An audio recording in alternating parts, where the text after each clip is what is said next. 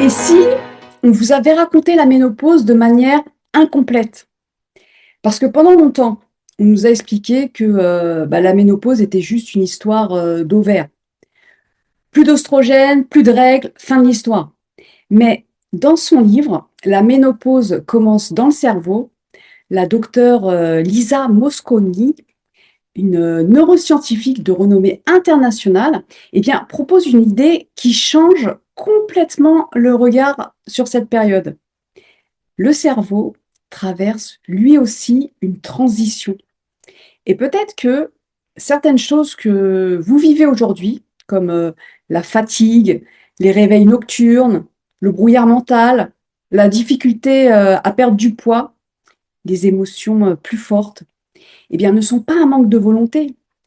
Aujourd'hui, je vais vous résumer les idées essentielles de ce livre, mais surtout, je vais vous montrer comment accompagner votre corps pour traverser cette période avec plus d'énergie, plus de douceur et plus de compréhension. Et restez jusqu'à la fin parce que je vais vous partager les habitudes qui, selon moi, font réellement la différence après 40 ans. Avant de parler du cerveau, comprenons ce que c'est la ménopause. La ménopause, elle n'arrive pas du jour au lendemain, hein. Il y a plusieurs étapes. La préménopause, qui correspond à la période à peu près après 35 ans, c'est la période où les cycles ils peuvent changer un peu, mais ils sont encore relativement réguliers. Le système, il fonctionne encore normalement. Les ovaires, elles produisent toujours leurs hormones de manière stable. Les principales hormones féminines sont donc les oestrogènes, la progestérone, et puis il y a aussi une petite quantité de testostérone. Donc, ces hormones, elles servent pas uniquement à avoir des enfants. Elles agissent tout dans le corps. Les oestrogènes participent notamment à la santé du cerveau, à l'énergie, à la mémoire, au sommeil, à la peau, aux os, au système cardiovasculaire, à la régulation de la température corporelle. La progestérone, elle est souvent associée au calme, au sommeil, à l'équilibre émotionnel.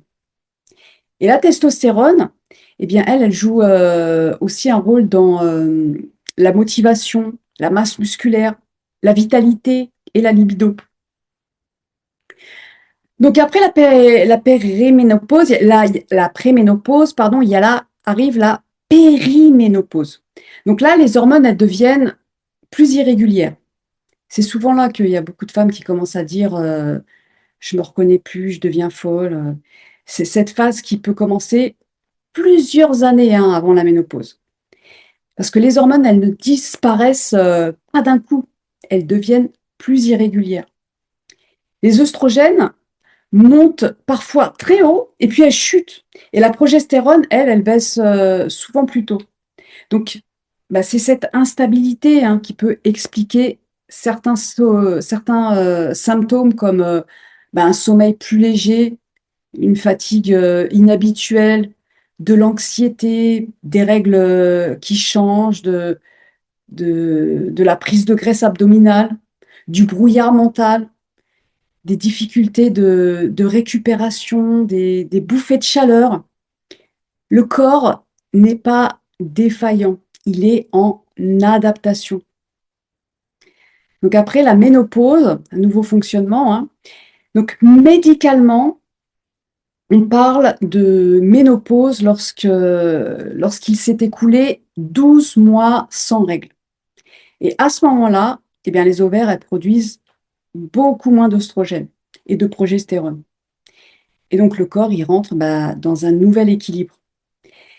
Ce qui est important de comprendre, c'est que ce n'est pas la fin de quelque chose, c'est une phase de transition, d'adaptation. Quand ces hormones elles changent, eh ben, tout le corps il change, tout le corps il s'adapte. Donc ce qui veut dire qu'on ne peut plus accompagner le corps comme à 25 ans. On doit apprendre à le soutenir différemment. Soutenir différemment l'énergie, le mouvement, l'alimentation, le sommeil et le système nerveux. Donc après la post-ménopause, donc là, le corps, il entre dans un nouvel équilibre hormonal. Voilà. Donc maintenant que vous comprenez ce qui se passe dans le corps, je vais vous expliquer pourquoi Lisa Mosconi affirme que la ménopause commence dans le cerveau.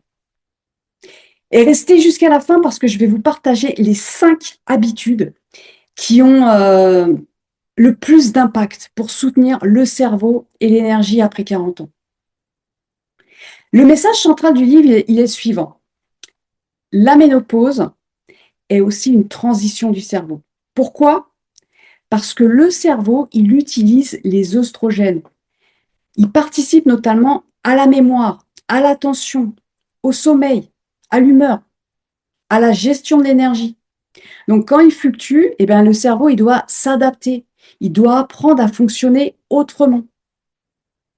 Et ça, ça peut se traduire par du brouillard mental, oublier des mots, oublier où on a mis son téléphone, où on a mis ses clés, ressentir une fatigue inhabituelle, même des fois dès le matin, perdre sa concentration, une sensibilité aussi émotionnelle qui nous rend irritable, plus irritable très vite, facilement, des troubles du sommeil, des réveils nocturnes.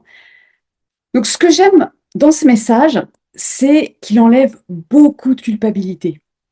Vous n'êtes pas devenue moins forte, vous n'avez pas besoin de faire plus.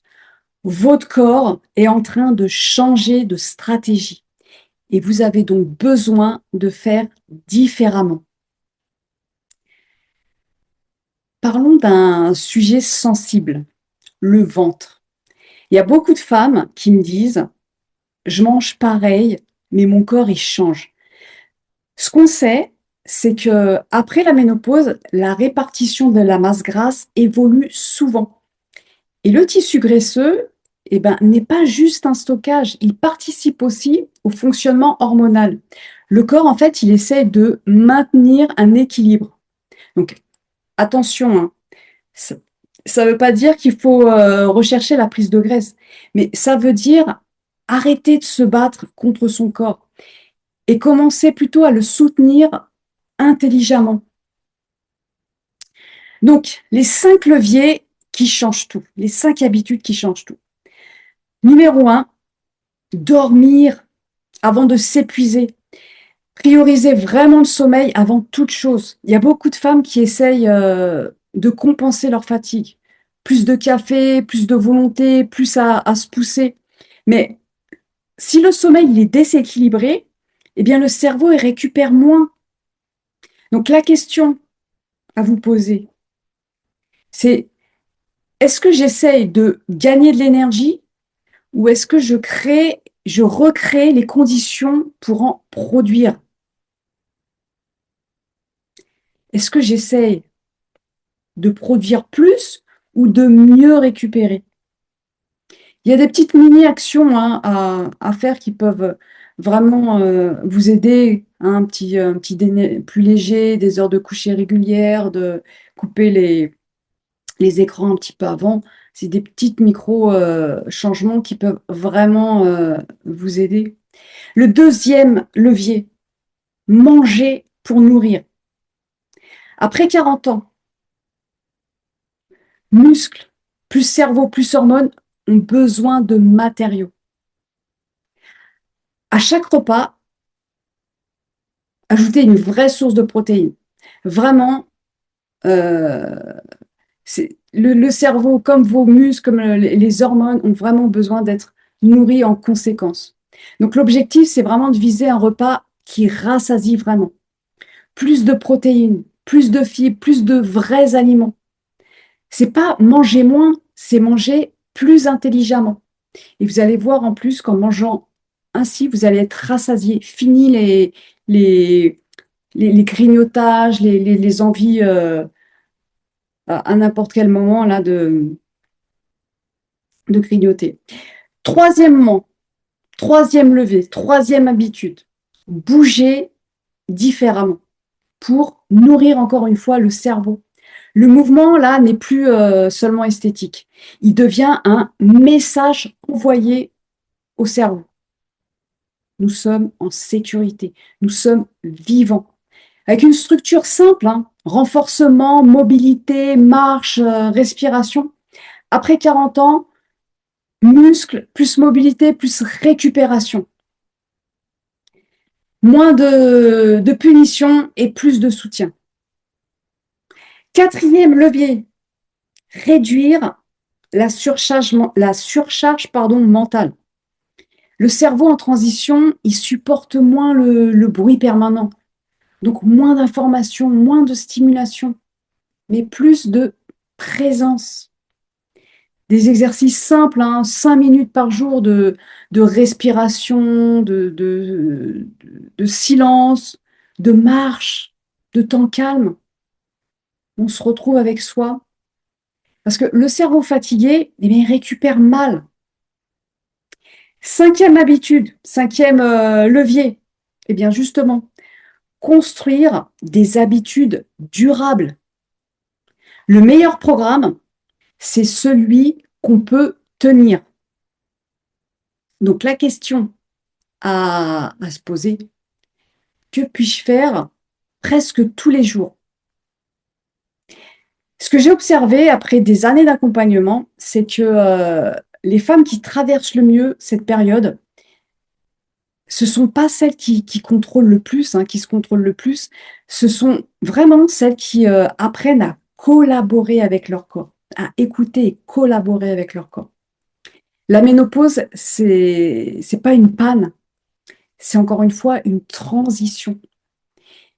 Et parfois, le corps, il demande moins de contrôle, mais et, et plus d'écoute. Moins de contrôle et plus d'écoute. Donc, c'est exactement pour ça que j'ai créé mon programme Jouvence, qui est une solution personnalisée pour transformer cette période en opportunité. Parce que vieillir jeune, c'est pas faire toujours plus, c'est apprendre à bouger juste, manger juste, récupérer juste, penser juste. Et mon objectif, donc, il est de vous aider à créer des habitudes que vous pourrez garder toute votre vie. Si vous voulez découvrir le programme, je vous mets les informations sous cette vidéo.